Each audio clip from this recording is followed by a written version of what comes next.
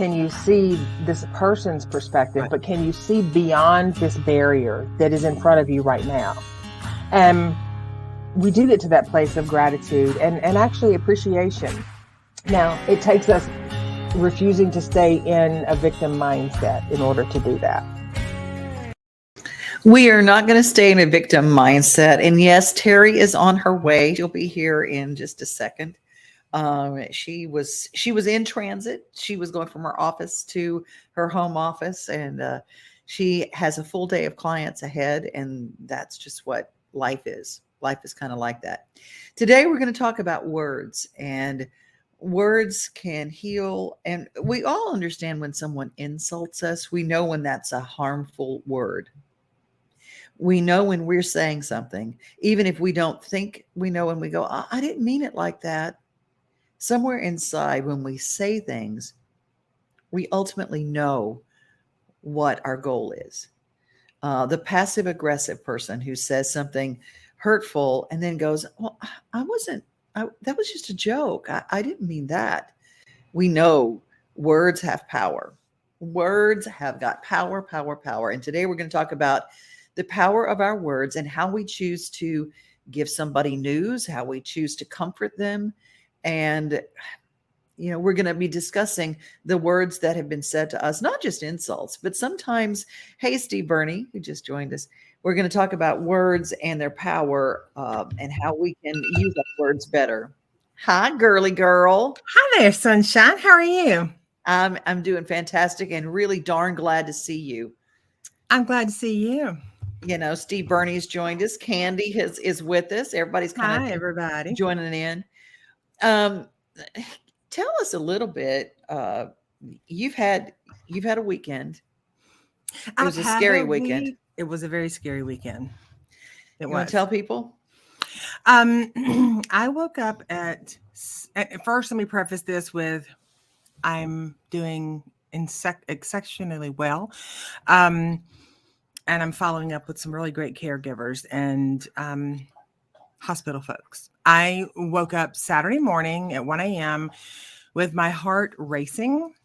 And long and the short of it, I ended up in the ED or the ED, emergency department as it's called now. And my heart rate was 189 per minute. I didn't have anything that would lead me up to that. So I spent a few nights in the hospital and had a number of tests ran, and my heart was in AFib at 189 beats a minute, and now it's like 64 beats a minute. I got some medication, and I'm just watching it and trying to figure out why it did what it did, and giving grace and gratitude for the fact that it decided on its own to convert back into a sinus rhythm, and I didn't have to have any procedures done. So, amen. Yes. So, amen. And had I had to have had those procedures done, I would have done them, and I would not have barked about it at all. But I'm glad I didn't have to have them done. Yes. And Candy's weighing in. Sorry to hear about the AFib. Yeah, that's a scary thing, and hearts are a scary thing. And with the weather and the heat, I want to tell everybody keep a watch on your blood pressure and your heart. Absolutely, because it's a time we have to watch that. But here's where I got the topic for today. I didn't even tell you what it was, but I wanted to talk the power of words. And we're not going to use any names or anything, but there was a very scary, cold way that you were given some news and you were asked questions in the hospital by a medical profession. But it made me think about how many times we've asked somebody a question and we have brought everything back to a cold, well, I just have to know. These are just questions. They're just questions. It's a very matter of fact. You want to tell the question? Sure. Well, actually, I got there and they put some, pads and EKG things on me. And I asked at one point, what were these things for? And they said, oh, it's just how we monitor you. And I was like, okay, great. And worked my nerves down. And then I'd gone to the restroom, come back, and they were hooking me back up to everything. And one of the leads wasn't hooked up. And I said, what does this lead go to? And the girl said, oh, it's the defibrillator. And I said, what? I don't have a defibrillator. Like, I know what that is. Like, nobody mentioned a defibrillator to me. Apparently, my heart rate was so high, they thought that I might flatline. And so they were ready for that. I'm sort of glad they didn't tell me ahead of time, because I'm really good at calming myself and grounding, but that was an unusual circumstance for me. So the question that came into play was, after one of the primary care folks had shared with me what the procedure would be on Monday, just looked at me very matter of fact and said, so I just have to ask this question, if the flatline on the table, would you like me to do everything that I can to bring you back? And I, mind blown. Of course I said yes. But I was not expecting that. And even as an end of life doula, I work with people and their advance directives all the time, but it was the delivery of that that was so shocking to me. And then when she left, I, of course, cried because I was like, shit, like, really? And, and I processed it, and I understand that and this is I'm not in any way, shape, or form am I, throwing shade to the medical folks, because everyone there, I will drop at Vanderbilt University, everyone there was phenomenal. They were phenomenal. And so, but that bedside manner from that one particular person was just like, wow, and it was alarming because, as you said, the topic today is how we give and receive information or words. Those were, for me, just shocking, because they put everything into perspective all in 1 millisecond. And I was caught off guard by that. Yes. Completely. I think I told you, I'm pretty sure I even told you, where I was just like, crap, and also I'm grateful that they asked the question. I just wish it had been asked in maybe a little softer way. I am constantly thinking through how I ask things, because I get really busy, and being in a broadcast industry for so long, and everything's in 30 seconds and 60 seconds, and everything is like, come on, bottom line me here. Come on, we got to go. And I've had to back off my manner, because I realize I've said things and my facial expression didn't match the gravity of my words. And everybody I talk to is not on a broadcast. Everybody I talk to is just life happens. And I want to find out too, if anybody has ever had words said to them that were like that kind of hit you like a ton of bricks. It's really made me rethink how I ask for news and how I deliver comfort. Yeah. Well, and I will tell you this, just over the, I think it was Tuesday evening or Monday. My days are kind of a blur right now, but it was either Monday or Tuesday. I don't watch news a lot, but I had sat down and the news was on, and I realized, I was experiencing the same kind of thing there, because what they led with was, abrasive news story that was just like, family killed, people shot, war, there's this, there's that, there's all of this. And then they ended it with, this little boy hits a home run and the crowd goes crazy. And it was literally like a 15-second of good on the heels of 20 minutes of, and mind you, I was trying to doze in and out through part of that, but it was just a lot. And I thought, we don't absorb. If we have 15 seconds of good come in, it's wonderful that we have that good come in, but it's not enough to offset the 45 minutes of heaviness, and how we deliver our words to people.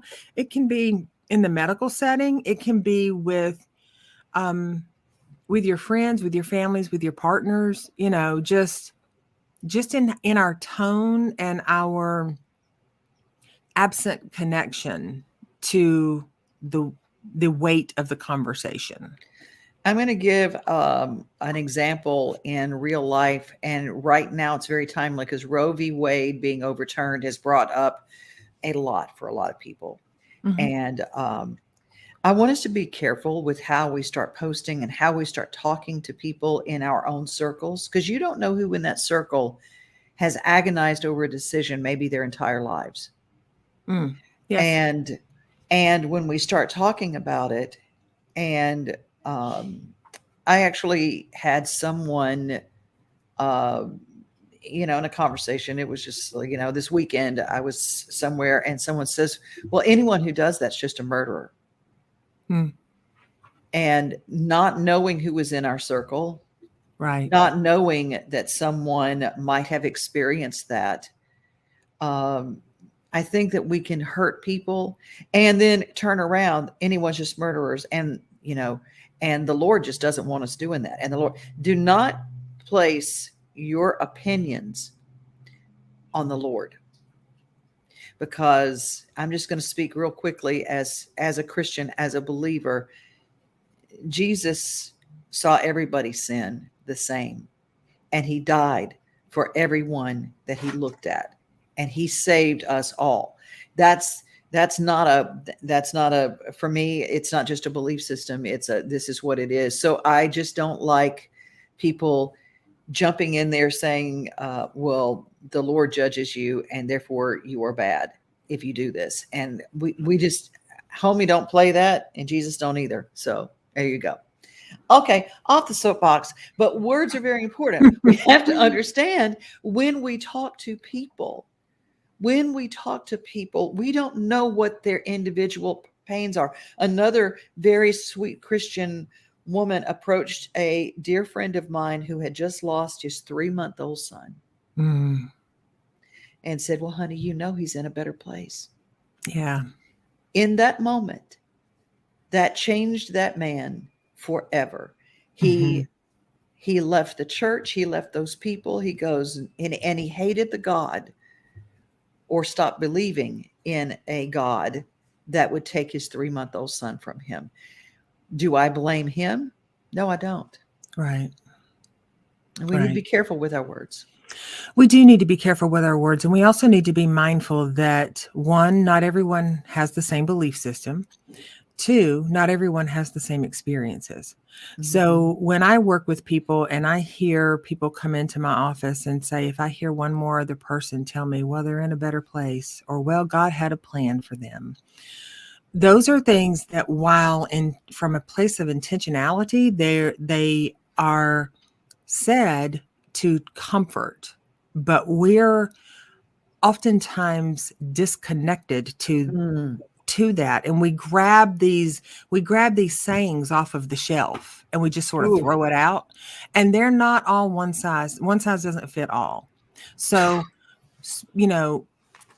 being mindful that some people will turn away. They'll turn away from their belief system. They'll turn away from their family. They'll turn away from their friends. And it's not because they are angry. It's because they're heartbroken, because someone has said something at a time when their brain is just trying to process.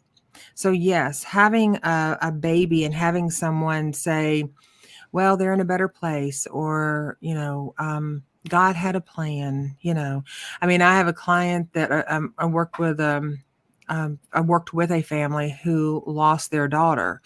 And everyone in their church came to them and said, well, God just needed that angel.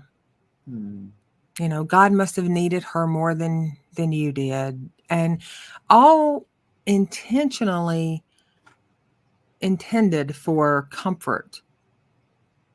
But that is not something to say to someone who's just lost their loved one, no matter what that loved one, whether it's a 2 or a 4-legged loved one. Like, that is not something that is comforting. So sometimes silence is the best gift of love to give someone, or asking them if they're open to a hug, or, those are nonverbal things that can comfort. And also, if they don't want to hug and they don't want to talk about it, respect that. And don't say, well, aren't they in a mood right now? Well, that's just blah, blah, blah. Aim to shut down those conversations that are designed to tear down other people. You know, Loretta, God bless you, Loretta. I cannot tell you how many times I was told you are young and can have another. At the time I lost my daughter, this was in 1989. Oh my God, Loretta, that hurts my heart. Absolutely. Now, I'm so sorry that someone would say something like that. Absolutely. And as blind of a statement as that is, and it levels a person when they hear it because it doesn't connect to their loss. It's a general, there's still hope, but it says it in the most contorted and twisted and inappropriate way that you could ever. And if we're being honest, there's nothing, and I say this to people often, there's nothing that I can say or do right now in this moment that's going to ease what your heart and your mind are wrestling with. But I am here. If ever you decide you need a shoulder or an ear, or you want to cuss, scream, vent, or cry. And you have to know that when you offer that up to people, you're offering it from a place of, I'm holding that space for you. Right. Candy says the same thing. Sometimes just saying, I'm sorry and I'm here for you is where we are. There's so many things that we say and we do mean well. We do mean well. I think there are a lot of people posting on Facebook now about certain things. Our words on Facebook matter. It is social Absolutely. media, but our words on Facebook matter. Our words on Facebook matter because we have in the last few years become isolated in a lot of ways. And some people interact with people on social media more than they interact with humans on the daily. So, and they put more stock into what these people say and think, which is, if it's encouraging and uplifting, that's a great thing. But it's stirring the pot. Well, that's not such a great thing. So I remind people often, check the people you follow, check the feeds you follow. And if it makes you cringe when you see it, and it's not something that is an awareness standpoint, but it makes you cringe and you just want to zoom past it, unfollow it. Social media is not your conscience. So you're allowed to unfollow things that make you uncomfortable. And, you can absolutely do that. Well, I've watched people take people to task on Facebook, and they go, well, this is my page. I can say what I want to. If you post in public and it is a very polarizing statement, know that you might get some people who disagree with you. They might take you to task for your opinions. If you don't like that kind of confrontation, don't post it there. And I will tell you right now, very few people, if any people, have been changed. Their dyed-in-the-wool opinion, their thought, belief system, whatever. Very few are ever changed by your Facebook feed. Absolutely. If anything, they are ignited to then go and bounce off of something someone has said, and then sort of spread that wildfire to theirs. And if they have a lot of people who are like-minded with them, it's going to spread. So mindful enough that, I have family members that I've blocked, and not because I'm not able to have a conversation with them, but because I don't post a lot of confrontational stuff. And so when I'm posting something on my wall, it is not confrontational. But if you want to make it confrontational, then first we're going to have a conversation in private about that. And secondly, if you continue it again, you're going to be blocked, because it is social media. This is not a hill I'm going to die on, and I'm not going to debate that with a bazillion different people. So we have to be mindful, with our words and with our choice of what we put out there. Candy says, I won't post anything online about Roe versus Wade because of all the stuff put on there.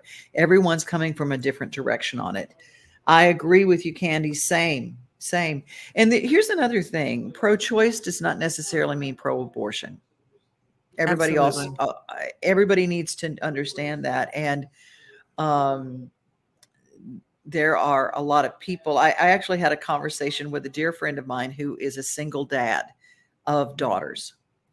And he says, I had everything in my life all worked out, what I was against, what I was vehemently against.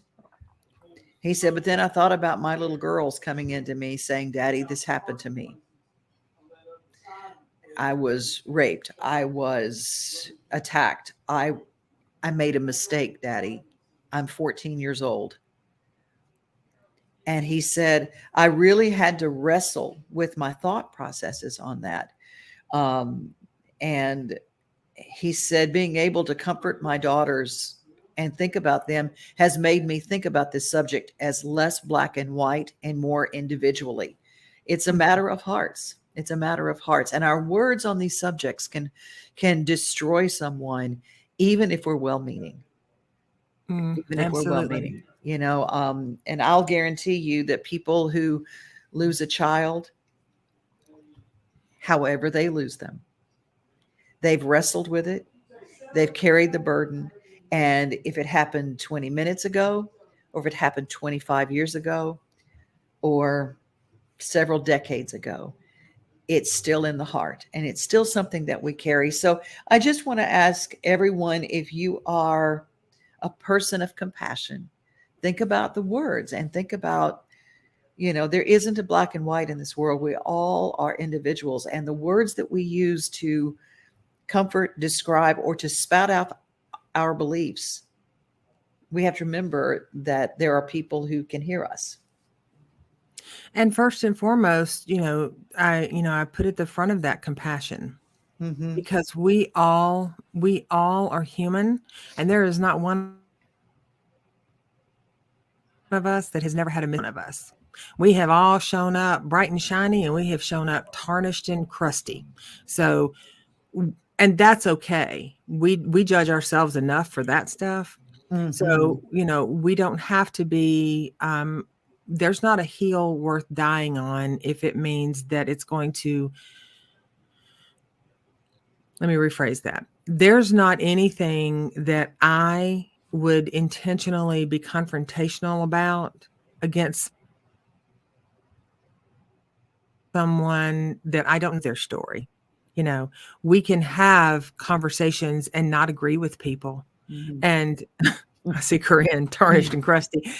We can have conversations and not agree with people all day long, and that's okay. And we can walk away and go, I still don't agree with them. And that's okay too. But where we cross the line is where we start name calling and pointing fingers and judging, because the last time I looked, that was not our place anyway. So, but we do it because we're human. And we want other people to know our belief system. We want to know that we want to be right. We want to be right. And we'll fight, and we'll use those things. It's like, well, I'm going to say this and I'm going to change somebody's mind. Maybe, but the truth is, I don't know that being right means denigrating someone else.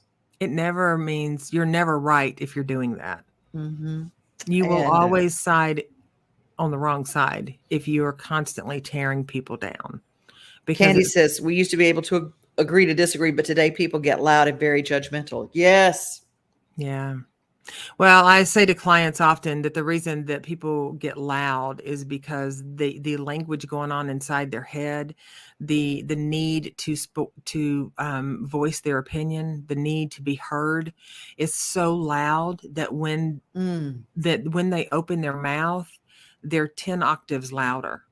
And that is done sometimes to shut other people down. But what we don't recognize many times is there's someone right there that feels the same way about their beliefs and their stance, and they're going to fire back at you. So nothing ever comes out of that of value. Now, if we can sit down like adults and talk about things, I posted on my Facebook wall, and I don't mind sharing it with anyone listening here, Facebook wall, that if yesterday was today, when I was raped at 19, had that rapist impregnated me, I would have been forced to be a mother at 19.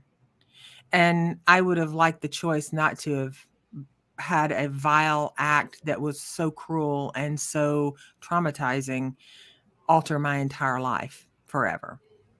Now, that's between me and my maker, nobody else, you know. And I know that, many people were sorry that happened. I didn't post that for people to be sorry that it happened. I'm not sorry it happened. I'm not a victim from it. Would I prefer to go through life without it? Absolutely. But it did happen.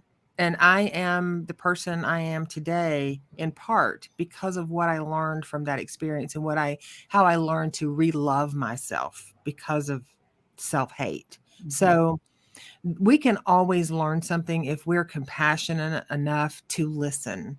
But when we can't hear our own thoughts because we got to say something and we got to have the last word, we're going to remain ignorant. And ignorant isn't bliss. Right. It's deadly. Well, I agree with you. And that's Teri and I have talked about this. And I'm just going to go ahead and share something. And you guys, it's out there. And I've said it at women's ministry events too. I was also raped at 19. And I exercised my right of choice very, very soon after that. In case of rape or incest, they always say that. But I will tell you that making that choice has stuck with me for the rest of my life. And there are things that were never explained to me. What could happen to a woman's body? What could happen to your mind? And how you live your life? And it's taken a long time. So I know the gravity of that situation is that women are not flippantly making it. But I do want to encourage you that if you are in a situation like that, whether there is a law, whether there's not a law, the way that we change anything that is moral in our world is in a heart. It's not in a courtroom. It is not on Facebook. It is whatever. It's reaching out in love and going, how can I help you? And let's work through that. And if anybody is struggling with a situation, I think that it's really important that you find someone to speak to and to talk to that can really help you and understand. And there are, whether it's on that issue or another issue, whatever you have walked through in your life, I want you to reach out to someone to help you, because I have, and I'm going to tell you a story real quick. I was standing on a stage somewhere and I told my story. And there was a young woman who was in the audience.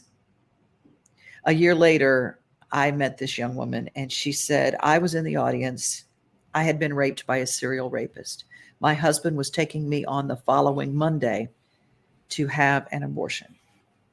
I heard your story. I took the video home and I shared it with my husband, and he reached over and he took my hand and he said, well, I guess we're going to be raising a new baby daughter because somehow this child is here. And she said, I want you to meet Grace. And she brought out this beautiful child. And I had to let myself wrap around that because it was really heavy. Mm-hmm. And I'm not saying that it is a wrong choice for a woman who has been brutalized to make the choice not to have that child, but you do have a choice. And whether you choose to have or to not to have, I think that it is very important that we realize that our words years later or in the moment are very, very important. And I was glad to meet Grace, and there was a huge amount of healing. And I think God is amazing and infinite in how he wraps around you. But if anybody's watching this show, we weren't here to we were not put on this earth to be judges. We were put on this earth to be love. Period. End of story. So if you are struggling with something, you can reach out to either one of us. Absolutely. And there is zero judgment.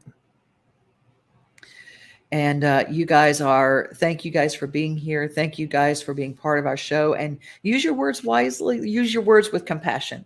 I know we got Candy and Rhonda and Corinne and let's see, Loretta. Joyce is here with us today. And Nice. And of course, Steve. We love Steve. We couldn't be, I just don't know what I'd do without my Steve. So you guys, I just hope that we've given you some love today. Absolutely. And also understanding that some of the topics that we unpack, depending on what happens from a global standpoint with us, some of these topics are touchy and they can be prickly and they can be they can be hard to not hard, they can be challenging to wrap your head around. But I think sometimes when and I'm not here to tell anybody, not to have their opinion, but what I am here to say is sometimes our opinions get so solid and so concrete that we lose sight that we actually have friends and family and people that we love and that we respect, and they've been through some situations, and sometimes they can actually act ways. So, creating that space to have healthy conversations that allow, you to grow and heal as individuals, all of us to grow and heal as individuals, and to step into more compassion and out of judgment, then, I mean, I think there's several people that know that I do some work at Riverbend Prison, and there is not a more, that is my heaven, quite honestly. There are so many beautiful souls that I work with there that some have made parole and gotten out and they're living their best life. And that if that will teach someone quicker than anything, that our judgment that we have is far more about us and our insecurities and our need to be right than it is ever about the other person. Amen. Amen to the hallelujah. And Loretta, Devon, you work with Jeff Sneed. Yeah, Jeff from the Gospel Fest. And I know you, Loretta. So good to have you here. And Candy says, and I love this, it's a great way before we close and put a bow on this puppy. It would be nice if opinions could bend with new perspectives. Absolutely. Ooh, that is a good statement and a way to bring it home. Teri, why don't you absolutely close us out today? All right. Well, as always, we appreciate you all joining in and sharing with us and choosing to spend your 30 minutes during the middle of the day on a Wednesday with us. And until we see you next week, please increase your peace and create an amazing day. See ya.